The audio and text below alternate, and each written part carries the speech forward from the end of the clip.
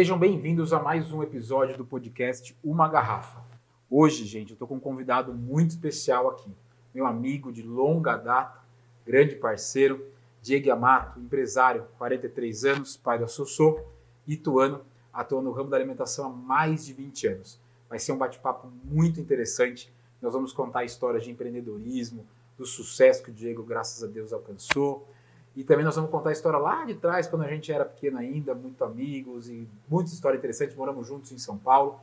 O podcast Uma Garrafa, como você já tem visto, é um podcast para falar de gastronomia, de vinho, de empreendedorismo, de histórias de sucesso, mas também contar histórias engraçadas, coisas que ninguém sabe e ficar com esse bate-papo descontraído. Não é uma coisa muito engessada, esse é o nosso objetivo. Então, antes de apresentar oficialmente, fazer uma pergunta para o nosso querido convidado Diego, eu queria agradecer e apresentar os nossos patrocinadores. A Casa Vessalton, que é onde a gente está gravando hoje um novo lugar. Vocês estão acostumados em ver nós lá no quintal. Hoje nós estamos gravando aqui na nossa parte interna para mostrar como somos alternativos para recebê-los. Fazenda Tucunduva, Magi Fiat, todas as empresas Magi, a MN Costa Imóveis, a Smart Food, Sávia Advocacia e a Mamba Produtora Audiovisual. Obrigado a todas essas empresas que ajudam o podcast Uma Garrafa a sair do papel e começar esse sonho para vocês.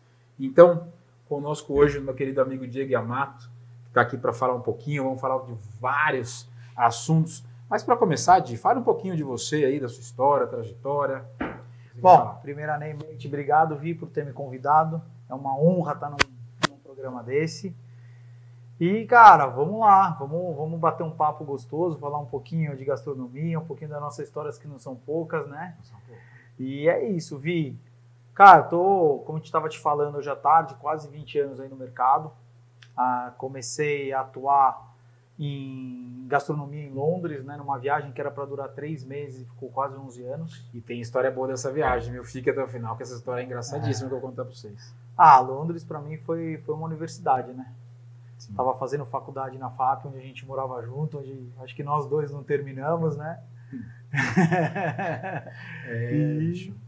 E surgiu uma brecha lá, Vi, de morar em Londres. E aí, nessa brecha, eu fui para ficar 3 meses, acabei ficando quase 11 anos, trabalhando no ramo de gastronomia, até que num certo momento, meu pai e minha mãe começaram a me questionar muito, né? Será que isso vai ter fim, não vai ter fim? Minha mãe tinha um sonho de sempre voltar à cantiga La Prímola. E aí a gente para quem não é de tu recentemente, está morando aqui, não se lembra, né, da La Prímola lá atrás, da casa La Prímola, que era no Unishopping primeiro, depois foi lá para o Boulevard, que é na frente da Anzu, que depois virou prefeitura, né? Exatamente. Mas faz muitos e muitos anos. Então, para quem está aqui, acho que a La Prímola começou aqui no Novo Centro, essas coisas, é muito antigo. Era criança quando a La Prímola era no Unishopping ainda, depois foi pro Boulevard, chiquérrimo. Começou com o Choco Center. Era uma loja. Era uma loja super pequena. E aí depois que virou La Prímola, uma amiga da minha mãe, a Suzy, que ajudou ela a nomear. Mas lógico, toda essa história começou quando a gente, eu acho que era pequeno, nunca imaginava que íamos trabalhar na gastronomia, né? É verdade. Mas muitos anos atrás. E aí foi quando eu voltei e resolvi voltar e começar a empreender. E aí foi a hora que a gente juntou um pouquinho do know-how da minha mãe, que sempre teve, de produto, de gastronomia, com um pouquinho do que eu trouxe de Londres, que era, além da gastronomia, essa visão um pouquinho mais de empreender, essa visão um pouquinho mais de fazer isso tornar um negócio e não somente um restaurante. Mas foi isso aí. Essa é um pouquinho da minha história. O Diego já resumiu tudo aqui, ele cortou 4, 5 perguntas que eu vou fazer, mas agora a gente vai entrar em detalhes. Mas, pessoal, antes, como sempre é o objetivo aqui do nosso podcast, o Diego hoje, infelizmente, não está me acompanhando no vinhozinho, porque ele está preparando para fazer um exame aqui, né, para ficar nota 100%, já emagreceu, tá voando, meninão. Mas eu vou aqui, para não perder, né, podcast chama Uma Garrafa, eu vou fazer esse sacrifício aqui hoje sozinho. Tá virando moda, o próximo convidado vai ter que beber comigo, senão eu tô perdido. Hoje a gente escolheu aqui, ó, o Guiano, um Sangiovese da Toscana, 2022, um vinho com uma acidez muito legal, um vinho fresco, sabe, que é bem agradável de tomar. Esse vinho vai muito bem com a pizza de mussarela, marguerita, olha que bacana. Uma massa com molho vermelho, com acidez, combina muito interessante. É um clássico italiano, a uva Sangiovese sempre típica da região da Toscana. Um clássico que eu não quiser errar.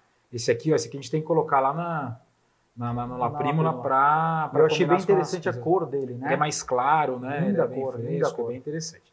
Então é um vinho muito legal que vocês também encontram aqui na Casa Vessalton. Vou fazer as honras da casa. Vi, vou te acompanhar na aguinha, mas olha, pessoal, Saúde, vamos brindar.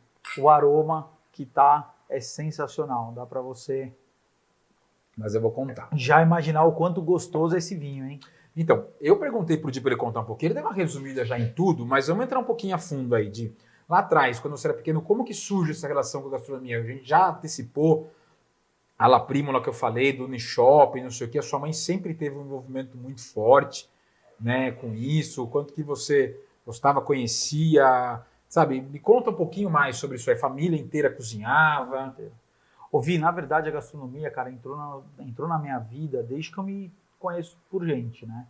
Minha avó era quituteira, minha avó, ela fala, até hoje eu estava com ela, fala assim, olha, eu lembro até hoje que eu paguei minha aposentadoria fazendo bolo, coxinha e croquete, né? Então, eu lembro que assim, desde aniversário a domingos, a gente sempre estava em volta de uma mesa, sempre na cozinha. E meus amigos, bom, você, mas muitos outros, sempre falou que eu tive a habilidade de cozinhar. Então, sempre que ia em casa, final da tarde, vamos para casa, fazer um carpatinho, fazer uma massa, fazer uma coisa. Né? Sempre tive ligado. E óbvio que tinha a facilidade de ter uma mãe que cozinha muito bem. Muito bem. Tia Carmen, gente, acho que 96% da cidade de Itu já experimentou a comida da Tia Carmen. Mas a Tia Carmen é uma cozinheira que eu acho a melhor que eu conheço da cidade. Sou muito fã. Tem um tempero muito peculiar, uma mão fantástica. Parabéns, Tia. Ouvi, é impressionante. Estava falando com a minha mãe essa semana. A gente chegou no domingo, aquela coisa, meio que um monte de soborô na geladeira do fim de semana. Né? E de repente ela, peraí, só um minutinho. Ela monta com uma facilidade. As combinações que ela faz é simplesmente sensacional. E aí, com essa facilidade da minha mãe, Vi, e obviamente minha mãe tendo restaurante, tendo empório, a gente sempre trazia coisas para ir experimentando. E aí foi meio que desenvolvendo essa vontade de cozinhar. Mas até então era uma coisa meio que, ok, gosto de fazer. E foi realmente em Londres que eu acho que começou essa vontade de trabalhar com isso. Tá? Então eu vou pular uma perguntinha, mas depois eu pergunto para você do vinho que você não está tomando, mas eu sei quais que você gosta. Mas está aqui, eu digo mais ou menos tudo que muda na sua vida, essa parte específica da gastronomia, quando você vai para Londres, né? O que agregou isso para você, para ser o Diego que você é hoje, o empresário? Quais foram as grandes dificuldades de morar num país onde a língua não é tão diferente, a gente sabe um pouco de inglês, mas não é tão simples morar, tem toda essa situação, embora seja uma cidade cosmopolita, gigantesca, não é simples, né? Quais foram as coisas boas, as experiências? Explica um pouco pra gente, porque assim, as pessoas acham que é fácil, acho que vai passar férias, vai brincar, não sei o quê, não é assim, né? Vi, pra mim, cara, fala que existe o Diego antes de Londres e o Diego pós-Londres, né? Acho que assim, nós que vivemos numa cidade do interior, que acaba conhecendo todo mundo, que tem muitas facilidades, né, por sempre ter nascido na cidade. E que, desculpa cortar, não, imagina. Mas é que antes, assim, pra você ter uma noção, a gente que de Itu, nós fomos morar junto em São Paulo. E já tinha sido um grande salto ali, mas a gente voltava todo final de semana, né, então era uma coisa... E você ir para Londres, aí não tem proteção de, vou voltar pro interior, vou fazer aquilo ali, não sei o que lá, né, é diferente. É aquele negócio, você sabe que você deu um berro, você tá em casa, né, a mãe escuta. Então, para mim, morar em Londres foi onde tudo começou, Vi. E assim, eu tinha... É uma coisa que poucos sabem, eu falei já em um podcast, mas nunca me aprofundei muito. Eu tenho dislexia, né? E assim, no Brasil, a relação da dislexia, estou falando isso de 20 anos atrás, né? Ela era muito desconhecida, né? Então, assim, para mim era uma coisa que eu tinha dificuldade de português, de escrever, tinha uma dificuldade gigantesca de falar inglês, mas entre ficar aqui no Brasil, no modo tradicional, fazer uma faculdade onde eu tinha uma dificuldade gigantesca de conseguir fazer e morar lá, eu acho que foi meio que até uma fuga, sabe? De falar assim, cara, graças a Deus que eu tô no lugar. Eu saí do tradicional, mas eu não vou ficar carregando aquilo ali, né? Exatamente. Vida, né? Então, teve essa dificuldade no início, né? De me comunicar, de achar uma maneira. E eu tive a sorte, cara, de ter encontrado uma empresa que Nandos. Inclusive, tem um frango muito bom. Sensacional e muito acolhedor, né? Inclusive tem, o Amauri estava falando outro dia, trabalhou com a gente lá, que é irmão de uma amiga nossa, da Ana Flávia. Sim. O Matheus Costa, entendeu? Também teve suas passagens lá. O filho do Piunti, o Pintinho, que eu chamo ele, né? O Júlio, também trabalhou no Nandos com a esposa dele há muitos anos, né? Então eu falo que assim, o Nandos para mim foi a minha escola. O que eu não tive na universidade, eu tive dentro dessa faculdade. E eu acho que ela me dá base de continuar empregando e continuar empreendendo no Brasil, viu? Mas lá, cara, putz, as dificuldades eram imensas. Imagina, eu comecei na cozinha limpando o chão, eu lembro até hoje que eu não conseguia ler o cardápio, cara. Então eu tive que desenvolver ali uma técnica de entender através de mímica, através de gestos. Meus amigos desenhavam e escreviam. Mas na verdade, essa hora que a gente descobre que na necessidade você se vira, né? Você não tem outra alternativa. Quando você tem alternativa, não gosto, não quero, não vou, não posso, tal. Você pode recuar, mas quando você vai para uma situação dessa, né? Você tem que aprender, não tem tipo assim, o que você falou, não tem família ali, não tem o que apoiar, não vou voltar. Então você realmente vai para aprender e quebra a cara, mas e tem uma bagagem muito boa, né? Muito. Vi, eu falo que ali é um caminho sem volta, né? Ali você pode chorar, você pode resmungar. É um país que eu acredito muito sério na questão do empreendedorismo, é muito sério na questão de várias coisas, que você começa a perceber também que tanto as coisas boas como as coisas ruins só caem sobre as suas costas. Eu acho que ali traz um grau de maturidade, de você olhar e repensar e falar assim, beleza, agora se essas coisas não derem certas, cara, a culpa é minha. E foi isso. E uma das coisas bacanas, Vi, que eu acho que lá foi para mim o divisor de águas, foi quando essa empresa identificou que eu tinha alguns lados, algumas coisas muito boas, né, de liderança, mas que eu tinha uma dificuldade gigantesca, cara, de me comunicar. E eles me levaram num curso, cara, que eu estava inclusive também falando essa semana por uma das minhas gerentes, que foi extremamente importante. Que eu acho que se fizesse no Brasil, eu acho que talvez não teria de tantas pessoas que iriam processar o curso. Porque, sério? Por quê, Jamie? Porque ele te expõe a um limite, Vi. Ele te fala coisas que você não tem vontade de escutar. Óbvio que a gente faz uma carta de consenso que a gente vai estar, mas foi lá que depois de 3 dias dentro de uma fazenda, sendo questionado em milhões de vertentes, eu cheguei à conclusão que eu tinha esse problema de dislexia. Porque você não sabia, que você nem desconfiava. Cara, não é que eu não desconfiava. Meus pais sempre foram uns pais muito presentes, né? Graças a Deus eu tive um pai que as 3 vezes que eu repeti, em vez de ele me punir, ele me agradava, porque ele sabia que aquilo era algo que fugia do meu controle. Só que as psicólogas, pedagogas, as pessoas que tinham... E assim, eu preciso cortar também. E o mundo era outro, né?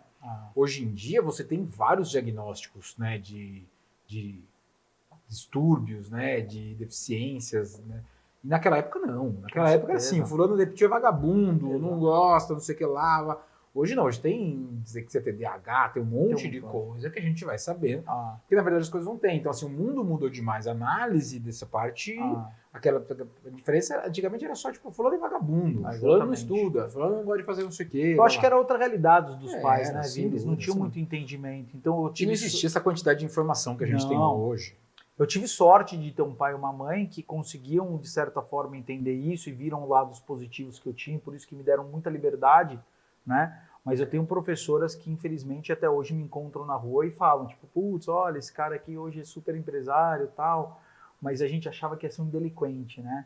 Então, assim, eu sei o peso, os fardos que eu carreguei de, muitas vezes,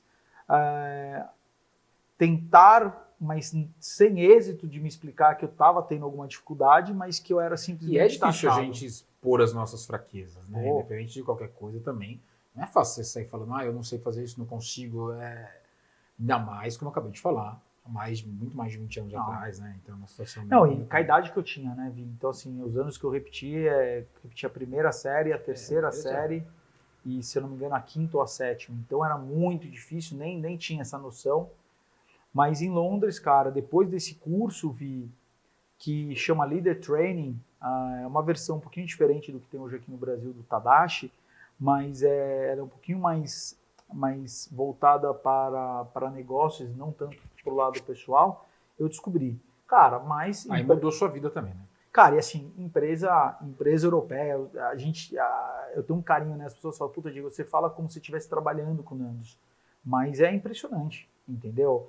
Na hora, do mesmo jeito que eu já soube, eles já trouxeram a solução. Olha, Diego, nós vamos achar uma maneira de você estar trabalhando. Eu lembro que nas reuniões eu não tinha que tirar nota, eu fugia das reuniões, falava que tinha que ir no banheiro. E depois disso, cara, tudo mudou, porque eles já não queriam mais a nota, eles sabiam que o Diego tinha o conteúdo. E é isso, Vi. Então lá para mim. E você saiu de lá em qual cargo que você alcançou lá? Cara, eu saí de lá como patrol, né, que ele chama, é como se fosse vamos dizer assim, hoje no Brasil, um gerente regional, vamos dizer assim, um gerente geral, tá? Mas foram 11 anos de muito sacrifício. Você ficou 11 anos lá, você foi que ano para lá, Dinho? Putz, Vi, eu não sei muito bem, mas eu acho que eu fui em 2001 para 2002. Não, nós moramos em São Paulo em 2002. 2002, então 2003. Eu fiquei 1 ano e meio em São Paulo. Foi o que a gente 2003. Nós vamos ter história boa disso aí, viu? Daqui a pouco começa uma história mais engraçada. Né? Mas a gente mudou em 2002 e eu pelo menos saí de lá de São Paulo. A gente saiu aqui junto, acho. Não, você ficou mais. Você ficou mais. Daí a gente saiu em metade de 2003. 2003, isso né? aí. Então acho que foi isso. 2003. Voltei em 2013 para 2014. E foi isso. 10 anos mesmo. 10, 11 anos. O Di, e aí a gente trazendo hoje mais ou menos para os dias atuais, e qual que é o segredo? Óbvio que não tem um segredo pronto ali, uma receita de bolo, né? Mas para o sucesso do ramo da alimentação. Eu pergunto isso porque eu conheço sua história de muitos anos. Como eu falei, a gente é amigo desde a infância, depois de faculdade, depois de toda a sua trajetória no ramo da gastronomia pela Prima, e hoje em dia com várias empresas, Smart Food, outros restaurantes. Essa parte, como que foi achar esse case de sucesso? Quando você percebeu que precisava de diversificar, falar, cara, se eu tiver um restaurante ali, o negócio não vai. Como que é essas empresas? Como que elas se complementam? Como que surgiu tudo isso? Legal, Vi, então, perfeito, cara. Aí fiquei em Londres, e aí você, obviamente, jovem, escalando na vida profissional, você meio que, beleza, vou montar um restaurante. Se deu certo lá fora, num país que eu não falo a minha língua, que eu não tenho nenhum networking, eu vou abrir em Tu.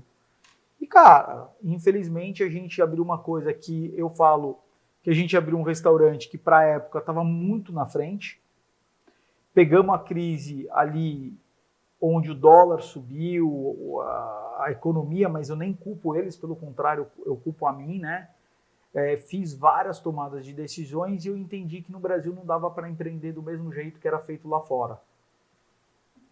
E foi onde as coisas meio que foram saindo de mão. Mas eu tinha uma coisa que, pelo meu histórico desde a infância e também a parte de a gente de eu ter morado em Londres 11 anos, eu tinha uma resiliência muito forte. Você me ensina, cada mês que a gente vai estar, a gente toma um café mais ou menos uma vez por mês, né? E o Di sempre me ajuda com essa palavra.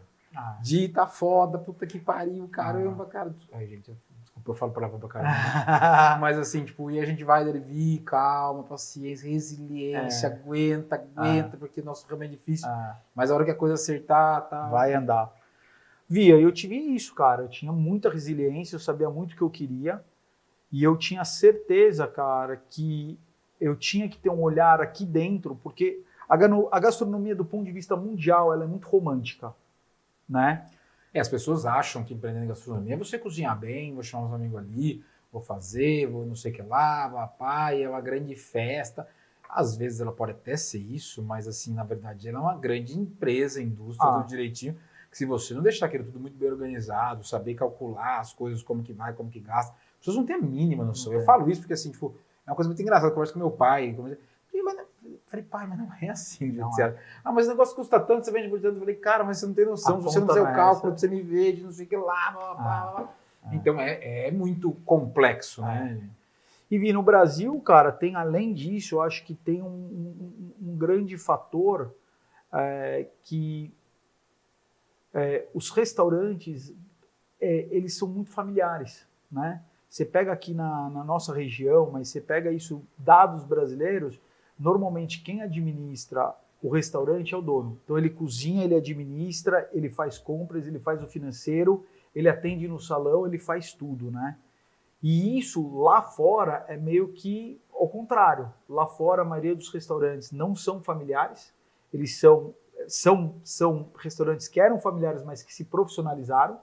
Mas tem que se profissionalizar, não existe outro caminho, Não existe né? outro caminho, Não existe outro cara. caminho. Mas na época que eu vim, nós tínhamos muito isso, né? Minha mãe é muito romântica, minha mãe ela cozinha muito bem, mas ela gosta de fazer uma comida. E eu já era muito assim, mãe, tudo bem, essa comida ficou maravilhosa, mas o preço, o custo dela não vai fechar conta. E aí era sempre essa parceria que fazia o sucesso. E aí foi onde que a gente começou a fazer. E outra coisa, né? A gente no Brasil, eu falo que eu chamo meus amigos para comer em casa, mas eu cozinho o que eu gosto de cozinhar, Sem dúvida. né? E isso eu acho que é um grande erro que a gente fez no começo. A gente começou a fazer pratos que nós gostávamos de cozinhar e não que o nosso cliente gostaria de comer. Eu falo muito isso aqui direto, tipo, não só do prato, mas eu sempre falo para os amigos que eles vêm aqui, tipo, eu montei um negócio que o formato dele era porque eu gostava. Sábado à tarde, um happy hour, tomar um vinho, curtindo.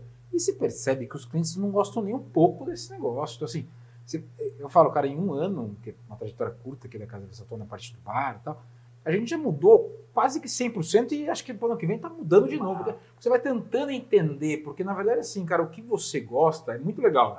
Para você, né? Mas agora tem a quantidade de clientes que você tem, você não vai fazer, você não trabalha, não vende o seu produto para você. Perfeito. Você vende para a grande maioria das pessoas. A maioria das pessoas querem consumir tal tipo de comida, de vinho, de ambiente, de música. Perfeito. É isso que você tem que fazer, não adianta, né?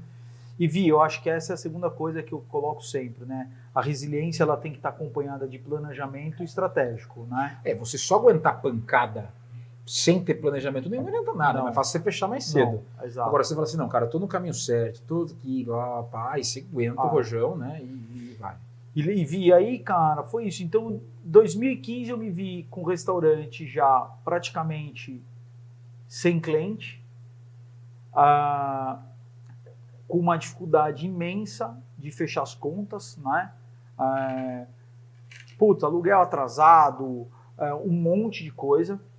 E foi nesse momento, cara, que eu busquei as minhas origens de formação, que não é acadêmica, mas é uma formação do Nandos, que quando a gente passou em 2008, se eu não me engano, uma crise europeia, mundial, a gente teve que se reinventar. E estamos falando de uma empresa que naquele momento nós devemos ter uns 250 restaurantes, né? Então eu lembro lá que um Titanic, ele deu uma volta 360 para se readequar, e foi na hora que eu falei assim, nossa, por que eu esqueci tudo que eu aprendi? E romantizei a brincadeira. E romantizei, esqueci dos dados, esqueci do planejamento, esqueci da estratégia, esqueci de olhar isso como uma indústria e não como um restaurante. Isso é uma filosofia minha. Algumas pessoas... E aí foi... Logo depois disso já vem essa pegada de pensar nas indústrias. Foi. Na verdade, Vi, não tinha muito Porque mais... para quem não sabe, gente, quem é aqui de Tu e conhece o Diego há bastante tempo, acha que ele conhece, né, a Primo, lá o restaurante do Boulevard, das Terras do Taoís. O Diego tem a Smart Food, que é nosso patrocinador também aqui do podcast Uma Garrafa, que ele faz a alimentação de grandes indústrias, várias indústrias aqui da cidade de Tu, com uma comida de excelente qualidade, né, mudando o padrão ali de grandes indústrias, mas que agora tem a maioria das grandes indústrias da cidade e é o grande foco, né, hoje, né, Diego? É isso, Vi. Quantas refeições dias faz? Vi, eu acredito que a gente está beirando umas 4.500, 5.000 refeições dia. Gente, vocês têm noção do que é fazer 5.000 refeições por dia? Sabe, você ali que faz almoço para 4 pessoas, 6 pessoas, não sei o que lá, blá, blá, e fala assim, ó, hoje eu vou fazer um almoço para 5.000 pessoas. É uma grande logística, é uma indústria, não é simplesmente mais a cozinha ali de casa, uma coisinha, brincadeira. Mas parabéns, viu, Diego? Obrigado. Uma grande diversificação e a cidade ganha muito. E além de tudo, a gente conversa, são os colaboradores dessa empresa que tem uma comida de qualidade, saudável, eu sei que você preza muito por essa parte de alimentação saudável para todo mundo também, né? E é isso, Vi. Então, eu me vi ali sem saber o que fazer e eu falei assim, bom, deixa eu voltar. E aí eu comecei a montar um ponto estratégico. Como naquela época, Vi, a economia em Londres, em 2008, estava ruim, eles pensaram num sistema de fazer com que os clientes sejam clientes recorrentes, tá? Então, em 2008, eu já tive um contato com a recorrência de cliente e eu sabia o poder que isso tem, né? Eles lançaram na época um Loyalty Card, que nada mais é do que um cartão fidelidade, mas que esse cartão trazia recorrência. Então, o cara que comia 2 vezes no mês, ele começou a comer 4, 6, 8. Então, eles começaram a entender que a recorrência era uma das coisas muito fortes para ter essa sustentabilidade. E aí foi na hora que eu falei, putz, beleza, eu preciso agora buscar uma forma de trazer uma receita recorrente para a gente, para que a gente possa ter um respiro e conseguir trabalhar numa das coisas que é a segunda coisa mais difícil que eu acho. A primeira é mão de obra, mas a segunda coisa mais difícil para mim aqui é compras. Porque a gente é num país onde o clima ele é muito instável. O quilo do tomate vai de 4 a 16 reais com uma facilidade bonita de ver, Essa né? semana bateu 22, né? E aí a gente fica... Semana passada, desculpa, bateu 22 o tomate mais top. Aí você fala, meu Deus, como que vai de 4 para 22? Saco do limão, você compra por 17, você compra por 100, né? É muito difícil. Aí você pergunta, isso acontece uma vez a cada 10 anos? Não, isso daí acontece todo ano, né? Aí você tem commodities, você tem um monte de coisa que acaba dificultando. E o brasileiro, o que eu vejo aqui no Brasil, que também não tem como a gente comprar no tamanho que nós somos, obviamente, né? Nós estamos falando de pessoas Você não consegue pequenas. fixar, né? Você não consegue comprar uma safra e falar assim, olha, durante o ano eu vou trabalhar Eu vou te com comprar valor. tantas toneladas de tomate, o preço fixado é esse, tchau, obrigado. Pronto. Não é. Em Londres, a gente fazia isso com frango, com milho, que tinha uma volatilidade muito grande. Então, eu lembro das reuniões com o pessoal, com o departamento de eles compravam e tentavam fixar o máximo possível, né? Então, você consegue fazer uma receita com lucro aceitável porque você consegue entender, né? Então, outro dia um cliente falou, poxa, Diego, a carne abaixou, por que você não abaixou o preço, né? Porque quando ela subir ou aumenta o preço, você vai ter para pagar? Exatamente. Né? E assim, é uma dificuldade, né? Uma vez tive uma conversa breve com um cliente e já teve isso no Brasil das pessoas precificarem, mas restaurante é um pouquinho mais difícil. E é isso, Vi. Então, toda essa dificuldade me fez ir para o ramo de comida industrial. E aí foi lá que a gente, graças a Deus, conseguiu trazer um pouquinho mais de tranquilidade para tomar as decisões no La Prímula. Nós fizemos um estudo voltado para a cidade de Itu, nós trocamos o nosso cardápio, que era um cardápio à la carte, mais de comida moderna, colocamos o buffet, que a gente chama de um buffet de comida gourmet, né? E onde a gente se adequou, onde, graças a Deus, de lá a empresa foi crescendo, nós unimos também 2 paixões brasileiras, que é engraçado, né? Todo mundo acha que carne é o que mais tem, mas sushi hoje tem muito mais sushi do que churrascaria, né? Em algumas cidades. A gente juntou a pizza com o sushi e começamos a expandir a Smart Food. Então é um pouquinho disso hoje. Legal, legal. Vamos para a última perguntinha aqui da parte técnica do assunto, que depois nós vamos contar uma história engraçada. Quem ficou até agora aí vai dar risada daqui a pouco. Mas você até já falou, já pincelou, a gente conversa bastante disso. Qual é a maior dificuldade para empreender nos dias de hoje? Porque assim, tem que ser um herói, né, Diego? Cara, tem que... Vi, eu falo isso todos os dias. Mão de obra é uma das coisas mais difíceis que tem. Eu falo que assim, acertou na mão de obra, você vai acertar. Só que hoje você pega, Vi, nosso ramo de gastronomia, onde isso é tudo é minha opinião, tá, Vi? Lógico, né? Nós estamos conversando, batendo um papo, cada um emitindo a sua opinião. Mas, assim, hoje você olha, dificilmente as pessoas querem fazer uma carreira como garçom, até porque o teto salarial que essa pessoa pode chegar, ela não é tão alta. Então, os antigos, eles entenderam e eles se adequaram a essa realidade. né? E aí eles são profissionais não pelo que eles ganham, mas pelo que eles sentem, pelo que eles amam, tá? E eu acho que a nossa geração, estou falando de 10 anos para cá, os jovens não têm mais o interesse de ficar e fazer carreira como garçom, tá? Então acho que isso é um ponto difícil. Eu acho que a pandemia veio também para trazer a oportunidade dessas pessoas trabalharem no ramo da construção civil ou até indústria, porque eles não fecharam, né? E lá tem uma grande vantagem, eles trabalham de segunda a sexta normalmente. A dificuldade do final de semana é muito grande, né? Cara, durante muitos anos eu tentei explicar para minha filha e hoje ela entende porque tem mais maturidade, mas eu tenho certeza que ainda vou ser questionado. Cara, eu acho que de 10, 9 anos que minha filha tem, eu acho que eu consegui passar um Natal meio, porque eu estou fazendo eventos na casa do cliente, eu venho, dou um beijo, mas são 9 anos, Vi, sem você passar um Natal, que era o Natal que eu recordava com a minha família. Então, assim, eu acho que poucas pessoas estão hoje dispostas a fazer isso, né? E eu acho que é um ramo que durante também muitos anos não foi unido. Então não se profissionalizou o ramo, Sim. não se trouxe diferenciais. Mas nisso, até para comentar aqui, o Diego começou a mudar esse cenário na cidade de Itu também, né?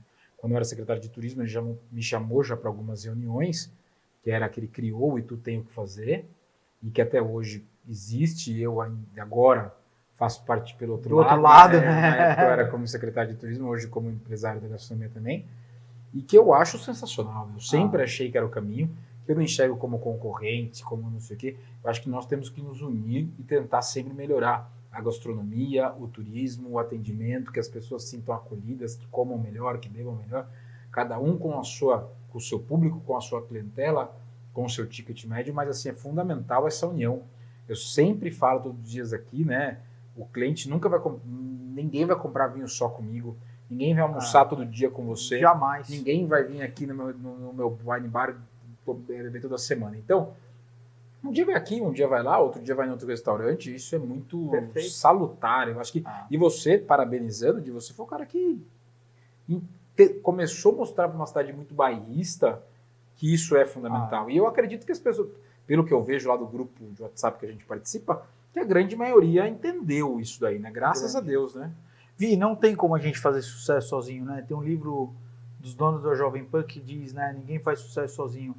E isso é uma cultura de lá. Eu lembro que a gente sofria muitas coisas em 2008, que a gente, se não tivesse os restaurantes do lado para ajudar, você não sobreviveria. Mas é isso. As pessoas têm que entender isso. Eu chego dia 31 de dezembro desse ano, 5 horas da tarde, na minha casa, eu digo, Vi, preciso de 80 taças, você me ajuda? Não sei o que. Di, pera, dá 15 minutos, pum, vem aqui, abro, pego, mando taça. Di, preciso de recheio para feijoada, não sei o que lá, pau. Você manda o WhatsApp no grupo. Eu tenho... Cara, se você não entender que o coletivo vai fazer a coisa dar certo, né? Se o meu concorrente, que não enxergo desse jeito, mas assim, como se as pessoas que trabalham no mesmo ramo não se ajudarem e ela pensar, poxa, se esse cara estiver bem, todo mundo vai estar bem, né? Então, assim, eu fico muito feliz dessa nova cena gastronômica, cultural de Tu. Acho que Tu está respirando cultura, turismo. Fico muito feliz da sementinha que plantei junto com todo o governo atrás em 2017. Desde 2017 a gente tentar mudar esse aspecto de Tu, e acredito que Tu tem muito para crescer e a gente vai desfrutar bastante disso, né, Gi? Ouvi, só para complementar essa questão da mão de obra, cara, outro dia eu estava conversando com um amigo meu que é empresário de um outro ramo, né, e assim, ele falando para mim das tecnologias robóticas, né, dos equipamentos trazendo, né. Hoje, se você for olhar, a gente ainda é muito manual, né. Muito manual. E o nosso ramo, ele tem um artesanal que nós somos, ele quase não tem margem. Você fala que o McDonald's vai modernizar tudo, tá tudo certo. Agora, um pequeno bar, restaurante ali, vai acontecer talvez muito no futuro distante, mas assim, tipo, hoje em dia é totalmente fora da realidade, né? Eu acredito, Vi, que nos próximos 10 anos, cara, a gastronomia vai mudar. Vai ser muito caro comer fora. Você sempre... Eu ia chegar nisso aí para a gente encerrar mais ou menos, não total, nessa parte de gastronomia, duas coisas que você me falou no final do ano, que era isso. O Diego me falou, a gente estava sentado bem no finalzinho do ano passado, e ele falou, Vi, em breve vai ser muito caro comer fora. Porque quando você formar uma equipe boa, não sei o quê, os insumos, a coisa vai mudar. E eu acredito muito nisso, né, de tá, realmente acho que é uma tendência. É uma tendência. E a última, que é essa parte, já começa uma historinha mais engraçadinha, que a gente vai mudar o foco agora do nosso podcast. A gente estava no dia 30 de dezembro, eu acho. A gente estava tomando café da manhã na Rebeca. Você lembra dessa história? Nossa, eu, você, o Délcio, o Angel, mas sei lá quem. Eu parei lá, não sei o que lá, papá, não sei o que. O Diego estava tão desolado, mas tão desolado. Eu falei assim, a gente conversando, dando risada, e um querendo organizar torneio de beach tênis, outro não sei o que lá, um de bermuda, outro querendo sair. E aí cada um queria fazer uma digo assim, se eu pudesse fazer um pedido, cara, um desejo, todo mundo ganha na Mega Sena, não sei o que lá, blá, blá, blá. Eu assim, não, cara, eu queria que chegasse um ônibus aqui, cheio de gente, com vontade de trabalhar no restaurante. E lavar prato, cozinhar, garçom, servir. Eu já tava feliz. Falei, puta, eu preferia ganhar na Mega Sena, bicho. Né? Mas assim, mas foi uma verdade pra... E não foi de sacanagem, porque assim, foi real. Você vê, cara, eu preciso de gente para trabalhar na virada do ano, eu não consigo achar de jeito nenhum, né? E é uma grande realidade que a gente sofre hoje, é né? desesperador, né, cara? Mas eu acho que tem muito futuro. A gente tá trabalhando nessa qualificação. A gente tem um sonho da escola. A gente tem um sonho de trazer, né, projetos como a D11 da Zaira. Foi muito legal, a gente fez um jantar, muito legal. Muito bacana que você participou. Então, assim, eu acredito no futuro, só que acredito que a gente tem que rapidamente se profissionalizar e tentar entender como que nós vamos trabalhar esse desenvolvimento, começar a criar um pouquinho mais de estrutura para o setor. Mas é isso, Vi. Eu ainda... Com todos esses perrengues, as pessoas falam assim, meu, por que você continua abrindo restaurante? Eu falo para você. Essa semana o cliente falou, e aí? Eu falei, não, esse ano aí, se Deus quiser, se Deus abençoar, nós temos mais 3 aberturas. E o cara falou, cara, você é louco. Eu falei, não, eu sou apaixonado, cara, pelo nosso setor, eu sou apaixonado por esse desenvolvimento, sou apaixonado por pegar pessoas que tiveram essa dificuldade que eu tenho. Mas é muito gratificante quando você impacta a vida de uma pessoa, né? É muito legal isso. Eu acho que a comida tem esse poder, cara. Eu acho que a comida é transformadora. Eu me acho. Pessoal, para quem não conhece, né, o Diego aqui, que está vendo o podcast de algum outro lugar de Tu e também não é nosso amigo e convive conosco, eu e o Diego somos amigos de longa data mesmo, desde 1900 e pouco, né, desde pequenininho. Tio Roberto, tia Carmen. Olha a barba branca, vai denunciar a idade, hein? Tio Sassá, tia Rose, a gente é amigo de família. O seu pai fez a casa do meu pai. Do seu pai, há mais 37 de 40, anos. 37, 38 anos. Seu pai fez o parto da minha irmã há 37 anos, olha só. Estamos aí nos 37 anos, literalmente. Então, essa amizade vem desde que a gente é muito pequeno e a gente tem muitas histórias. E essas histórias, gente, elas se intensificam quando em 2002, eu e Diego, há 22 anos atrás, né, nós inventamos de fazer faculdade em São Paulo juntos, né, Diego? E aí foi realmente uma experiência inacreditável. Eu lembro claramente quando... Foi a melhor época da nossa vida. Foi disparado. Com comprometimento zero. Dor de cabeça nenhuma, mesada, não é verdade? Faculdade paga ali e tal, e tanto que não deu certo, por óbvio, né? E aí a gente realmente foi morávamos pertinho da faculdade. E chegávamos atrasados todos os dias. Todos os dias a gente chegava atrasado. A gente morava a 300 metros da faculdade. A gente conseguia chegar atrasado. Por diversas vezes o Diego queria ir de carro para a faculdade. Eu falava, Diego, as pessoas param o carro na frente do nosso prédio. Por qual motivo? Não, mas vamos, não sei o quê. A gente sempre gordinho, né? Olha o resultado. Nunca gostamos.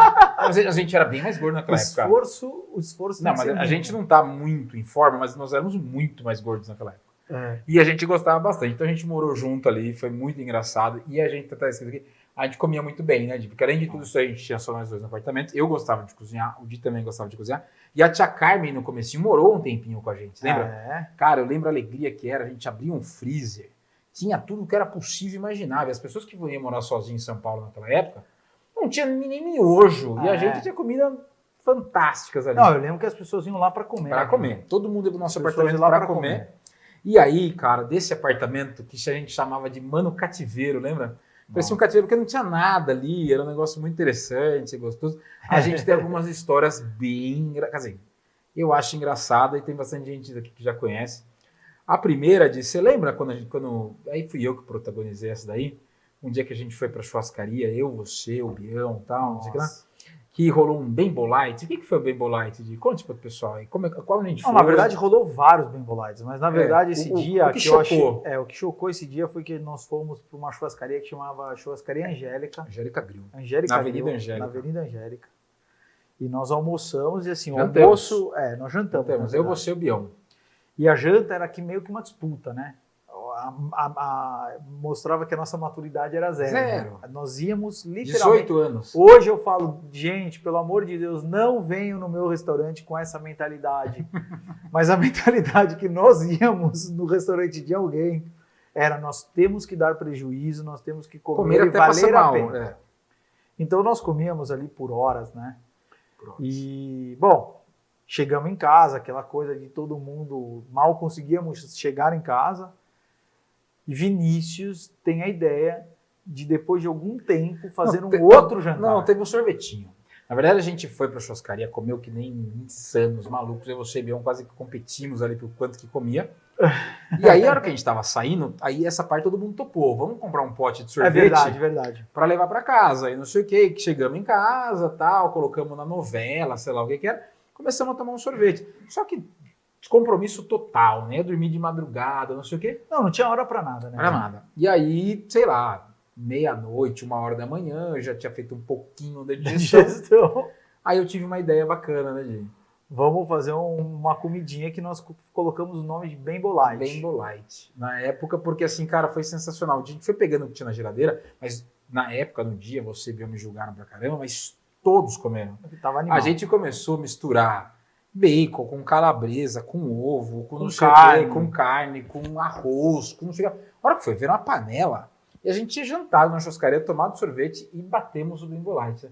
Foi aí que surgiu o Bembolite. Os três eram gigantescos, mas a gente se divertiu com o Bembolite. Eu falo que era um risoto de soborô. Tudo que tinha na geladeira o Vi conseguiu fazer. Mas é que tá, né, Vi? Você vê como as coisas são. Lógico, isso daí é uma história que ficou marcada hoje. Pô, toda vez que eu encontro o Bião, a gente fala sobre essas histórias, né? Lembro também das nossas idas no Roppongi. Nossa, a gente jogava Maradona, lembra? O Maradona era o garçom do Roppongi, ele dava soco no ar a hora que ele via a gente. Eu, você, o Bião e o Peruca, a gente comia mais de 40 temax. Era uma coisa assustadora. Era uma coisa assustadora.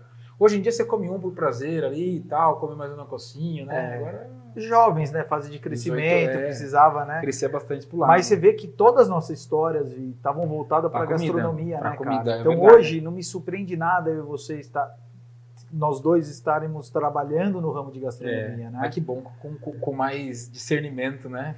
Muito mais, pessoal, venham com calma, não precisem. Não façam isso, principalmente na história do Diego, que é rodízio, gente. Não vão lá para comer 26 pedaços de pizza, 5 quilos de salmão, porque senão a conta não vai fechar. E, cara, aqui eu vou falar de um amigo em comum que nós dois tivemos, nós somos muito apaixonados por ele, o nosso querido Pitiba, que infelizmente nos deixou, acho que 3 anos já, né? Faz muito tempo, cara. Faz tristeza. Nosso tempo passa muito rápido. O tempo passa muito rápido. E a gente morava nesse apartamento de São Paulo e tinha vários amigos nossos ali que iam visitar direto, né? Porque uma parte morava em Itu, outra parte morava em São Paulo. Então quem morava em São Paulo morava com os pais e ia se encontrar lá. Quem morava em Itu também no nosso apartamento, a gente ficava lá. E o Pitibinha, querido, as histórias eram incríveis.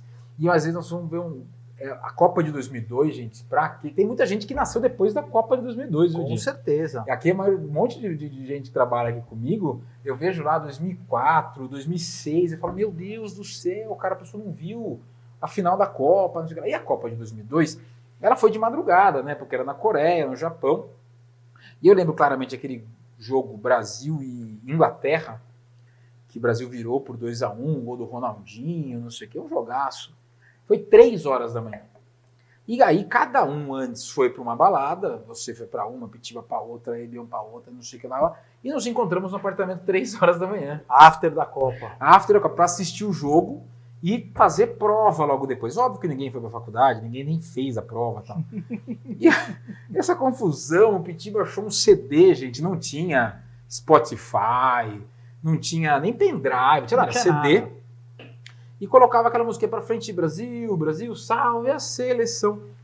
E aí a gente foi 3 horas da manhã, a gente morava em Higienópolis, ali perto da faculdade, um bairro tradicionalmente de judeus, todo mundo certinho. Do lado de uma sinagoga. sinagoga. E, cara, o Pitiba ligou, acendeu todas as luzes. Isso não é nada, né? Porque o apartamento era minúsculo. Agora, tinha um som muito alto, porque era meu pai, era da casa do meu pai, o som, não sei o quê. Cara, ele colocou isso no máximo, de repente a gente só colocou a cabeça lá fora, foi erguendo todas, sem exceção, foi acendendo, né? Mas toda a janelinha. O bairro parou, viu? O bairro parou, aí começou a tocar interfone, o que tá acontecendo aí? E eu, uma tranquilidade, falei, Pitiba, dá uma sossegada, Pitiba, pelo amor de Deus. Já ficou louco, ele foi lá e pisou num puff que a gente tinha, lembra? Era o único puff, O único puff da casa explodiu. Era um sofazinho e dois puffs. Nada no puff. apartamento. O puff explodiu, virou um mar, como se fosse de neve, de espuma na sala. Foi todo mundo, a Pitiba foi embora, foi assistir no boteco do lado, quebrou um puta num pau com a gente, voltou pra assistir o segundo. Mas assim, Pitibinha era uma lenda, e eu quis falar um pouquinho dessa história rapidamente, em homenagem a ele, que foi um cara incrível pra mim, pra você. Faz muita falta, e pra né? todo mundo que conviveu com o Pitiba. Eu não conheci, tive com a tia Sula há pouco tempo, e falei, tia, eu nunca vi alguém falar mal do Pitiba. Acho que é humanamente impossível alguém falar mal do Pitibinha. E olha, a gente roda, conhece. E o mais legal, cara, que eu acho que ele traz pra mim uma lembrança muito bonita, cara, é que ele tinha amigos desde o morador de rua ao maior empresário, né? Sim. Ele se dava bem com todo mundo, né? É impressionante. Não, com todo mundo. O Pitiba era incrível e era muito legal. O que me deixava nervoso é quando ele marcava com você um churrasco, só que ele tinha 10 no dia, né? Só que ele não deixava de nenhum. Infelizmente a gente ele não passava viu em a todos. última vez porque a gente estava na sua casa, lembra? No prédio, que o Guilherme Gazola tava eu, você, o Bião, tal. O Pitiba foi e acabou no hino e a gente infelizmente não se encontrou. Gente, eu queria contar uma história aqui, que essa história eu acho que, na minha humilde opinião, é uma das mais engraçadas que a gente tem, que é quando o Diego morou em Londres, ele contou toda essa história dele, que é sensacional. Mas eu preciso contar essa história porque eu fui visitar o Diego em Londres. Então, eu morava em Tu, não falava uma bulhufa de inglês. Minha irmã estava morando na Espanha e eu fui passar o Réveillon com ela. E não sei o que, fui aproveitar, né? Mochilão, moleque de tudo. Falei, vou fazer uma viagem para a Europa. E o Diego a gente conversava, não tinha, naquela época era DDI, né? Era uma fortuna ligar, ninguém ligava. O que existia e que demorava esse tempo era e-mail. Mas mesmo assim, era aquele computador de tubo, não sei o quê. Daí eu falei, vou para Londres, organizei, fiz o roteiro, quer dizer, para Londres não, para Europa. Fiz o roteiro, o Diego Bis tem que me visitar, você tem que me visitar, você tem que me visitar. Eu falei, cara, tipo, puta, de Londres não é fácil de entrar, não é igual na Europa lá, se eu sou barrado, eu não sei falar uma bosta de inglês, não sei lá. Não, você vem, você vai ficar na minha casa, não sei o que, eu te pego no aeroporto, eu te organizo, vai ser tudo lindo e maravilhoso, não sei o que, beleza. Fiz o roteiro da viagem, conheci 8 países, ficar 22, 20, sei lá, 20 e poucos dias. Bacana, eu tava na casa da minha tia, que mora em Paris, e aí eu ia pegar o avião para Londres. Eu não sei como, Diego, cara, isso nós estamos falando de 2005. 2005. Avião de 2005 para 2006. Nossa, como faz tempo. Faz tempo. Meu pai Faz amado. quase 20 anos. Meu Deus. E eu não sei como até hoje o Diego conseguiu a proeza de descobrir o telefone da casa. A irmã do meu pai mora em Paris há 50 anos, tia Lúcia, um beijo se estiver assistindo. Vou te mandar o link para você assistir essa história aí. E aí, cara, eu tô saindo da casa da minha tia, faltando, sei lá, 1 hora para sair, para ir para o aeroporto. Toco o telefone fixo. Meu bem, não, bom, não sei o que lá. Eu falei, oi? Oi, Diego, tudo bem? Como é que você tá? Não sei o que lá. Como assim? Como você tá me ligando aqui? Você tá me ligando? Eu tenho celular, não tem nada. Como você tá falando da minha tia? Ele falou, cara, sabe o que é? É o seguinte, tô com meu patrão, meu chefe, meu amigo aqui, vim esquiar. Falei, oi? Falei, amigo, tô saindo, tô pegando um voo pra ir te encontrar em Londres. Eu não te vejo faz 4 anos. Estou indo te ver. Não, eu não tô aí, eu tô na Suíça esquiando, não sei o que lá. Falei, Diego, não faz isso comigo. Eu não sei falar. Eu simplesmente não sei falar. Eu não consigo chegar no lugar. Dele, não, fique tranquilo. Fique tranquilo, eu vou te passar a coordenada, você vai fazer tudo direitinho, só seguir o que eu falei. Cara, vai lá, pega o voo, ia parar num aeroporto maluco, tinha 3 aeroportos em Londres, era o melhorzinho. Heathrow, Stansted em Luton, na puta que pariu. E eu cheguei e ele falou assim, cara, você tem que pegar um trem, um metrô, não sei o que lá, pra estação Harrow on the Hill. Eu falei, legal, Di. E aí, cara? Eu falei, não sei que é inglês, não sei falar bosta nenhuma, não sei chegar no lugar, não sei pegar metrô nem em São Paulo, vou pegar em Londres. E o Vi é extremamente metódico. Eu sou metódico mesmo. O Vi, assim, se fez o script, aquele tem que ser o script, então você imagina. Eu tô até nervoso de contar. O quanto que ele fica nervoso com essa história. Eu fiquei nervoso. Mas já passou 20 anos. Não, eu tô tranquilo, mas que eu fiquei bravo no dia. E ele falou assim, não, você pega o metrô até a estação Hair on the Hill e encontra o palhaço Carequinha. Eu falei, não, só pode estar de brincadeira com a minha cara. Não existe possibilidade nenhuma de eu chegar numa estação. E, gente, não é que a estação aqui não. Tipo, Londres tem a zona 1, zona 2, zona 3, zona 4. Assim, linha que não acaba. É linha que não tem fim. Acho um palhaço Carequinha. E você lá... Ele vai falar, eu sou amigo do Diego, amado Nandos, ele vai te indicar onde eu trabalho, e ali meu amigo do Nandos vai levar você para minha casa. Cara, eu peguei o avião, eu queria matar o Diego, assim, matar, assim, falei, cara, não é possível. Se eu tivesse possibilidade de não pegar aquele voo, não sabia o que fazer. Se pudesse cancelar, né, Vi? Cancelar. Sei que eu fui, resumindo, eu fui para Londres, eu encontrei o palhaço, depois de sei lá quantas horas, quantos erros de metrô, cheguei na Hair on the Hill, encontrei o palhaço Carequinha. Aí depois encontrei um casal de Minas, que eu não lembro o nome, muito gente boa, que trabalhava com você, morava com você na sua casa. E aí nós... Wélida e Edson. Isso, essa parte eu já não vou conseguir lembrar. Mas eles eram muito gente boa, aí a gente foi, não sei o que, conheci Londres, voltei, fui embora de Londres. E, cara, eu tinha uma raiva de vocês, porque fiquei uns 3 anos pedindo engasgado. Eu falei, filha da mãe, cara, por que ele foi fazer isso comigo? E ele combinou uma viagem naquela época que a gente não tinha comunicação e foi viajar, né? Na verdade, não é que eu nem combinei, na verdade é que aconteceu de ir, mas isso daí, pessoal, é um defeito meu. Eu até hoje eu combino 2 reuniões no mesmo horário. Outro dia chegou lá uma pessoa, eu falei, nossa, tem uma reunião com ela, lembrava. Aí falou, mas eu acho que tem alguma coisa estranha, cara, eu tinha reunião com outro. Então assim, gente, me desculpa, eu já tô falando porque acontece. Eu tento fazer 1000 coisas ao mesmo tempo e às vezes acontecem esses pequenos erros de percurso, entendeu? É isso aí. Então teve essa história. E eu queria que a gente encerrar aqui, nós estamos dando nosso tempo. Hoje eu não vou conseguir, gente, tomar uma garrafa. Mas foi meia? Foi meia garrafa, que era o meu objetivo, né? Se você tivesse me ajudado, eu teria tomado. Mas eu não posso deixar de falar com muito amor, carinho e alegria, sem dúvida, dele. Depois a gente também vai falar um pouquinho aqui. Infelizmente, nesse momento que nós estamos gravando, nós não temos uma história muito bacana para contar, mas as histórias são lindas e maravilhosas com ele. E tá aqui, a gente não pode deixar de falar do vô. Nossa. O nosso querido coronel, que tá com 102 anos. 102 anos. Que, cara, eu não sei a quantidade de história que eu tenho para contar. Imagina eu que conheço o coronel, sei lá, não conheço tanto tempo igual você, mas eu tenho convivência com o coronel há uns 4, 5 anos. Que eu acho sensacional, as frases dele, as histórias dele, o saludo, peseta e força la bragueta.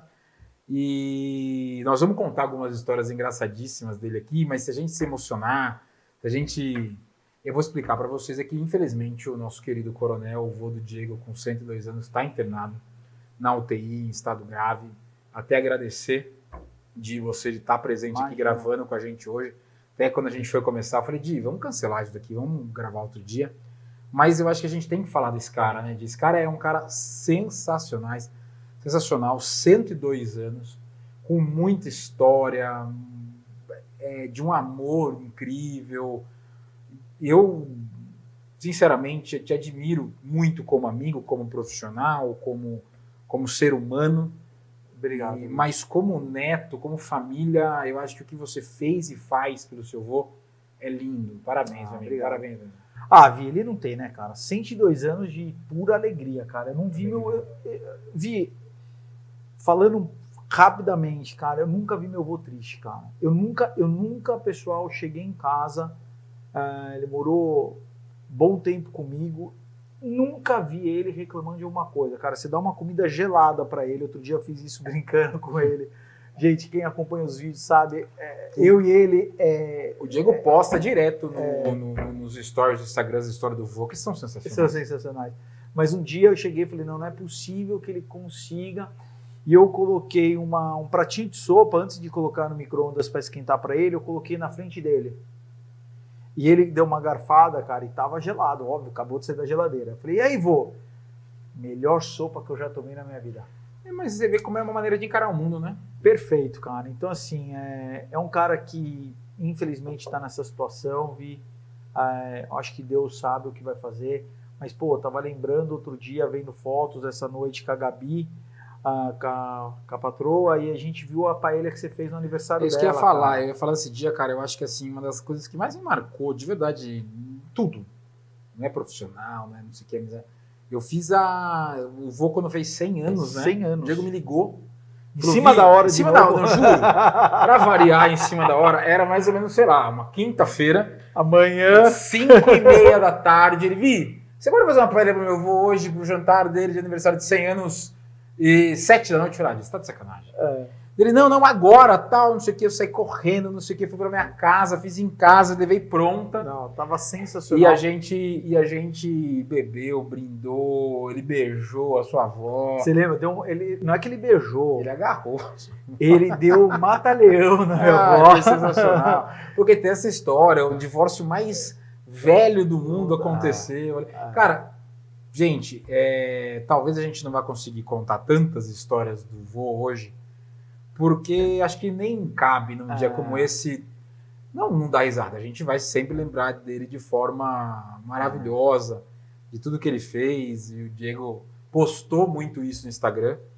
Mas, vô, obrigado, viu? Obrigado de coração por tudo que a gente viveu junto, foi um negócio sensacional. E parabéns, Di, parabéns pela forma linda de como você conduziu esse final belíssimo de vida do vô aí, com 102, gente, 102, e não acho que, não sei o que, agora, 4 meses atrás, a gente estava no churrasco na sua casa, 3 horas da manhã, ele descia, dentro da dor, dançava com a gente. Não para. Não para. Não, essa vez... Vamos torcer, eu acho que ainda o vô vem aí e tal. Não, eu só falo que assim, com ele nada é impossível. Ele caiu nos últimos 3 anos umas 10 vezes, todos os médicos falam assim, não é possível. Vi, pra você ter uma noção, eu tô aqui de regime, tô segurando até no suco integral, que a esposa vai falar, vai ficar brava. Poxa, Gabi, a culpa foi minha. Eu falei, coloca um suco de uva, que senão fica chato e tal. Mas o vô, cara, os exames que saiu ontem... Estão melhorando. Não tem colesterol, não tem nada. Eu acho que realmente a idade, eu acho que chega no momento que vai fechando o ciclo, entendeu, Vitor? Então, mas dele, eu não duvido nada que ele vai acordar daqui a pouco do coma e vai falar, vocês estão com pegadinha, eu tava brincando com vocês. É a cara dele, é a cara dele. Então, assim, eu realmente... Mas para quem não conhece o Coronel, fica aí nossa homenagem a um dos caras mais sensacionais que eu conheci, que foi um cara incrível mesmo, né? De seu avô, diferentíssimo. Gente, eu queria encerrar aqui com vocês mais um episódio do podcast Uma Garrafa. Agradecer de coração o meu irmão, meu amigo de mais de 30 anos de caminhada aqui, que as pessoas às vezes não entendem. Porque, bicho, tu não conhece há 1 ano, 2 anos, tu conhece desde criança. O Dia é meu grande irmão, eu estou muito feliz de estar gravando com ele aqui hoje. Você vê como o assunto estendeu. Não tomamos a garrafa porque tô sozinho, mas já estouramos o horário aqui, Mamba já fez sinal para mim. Mas vamos com certeza marcar e a próxima eu vou estar tomando com você. Vamos tomar uma garrafa, com certeza. E obrigado, Di, pela presença, viu? E acompanhe os próximos episódios, que a gente tem muita história legal para contar para vocês. Obrigadão, pessoal. Uma boa noite. E venha visitar a Casa Vissalton, que é sensacional, viu? Essa daqui eu assino embaixo. É isso aí.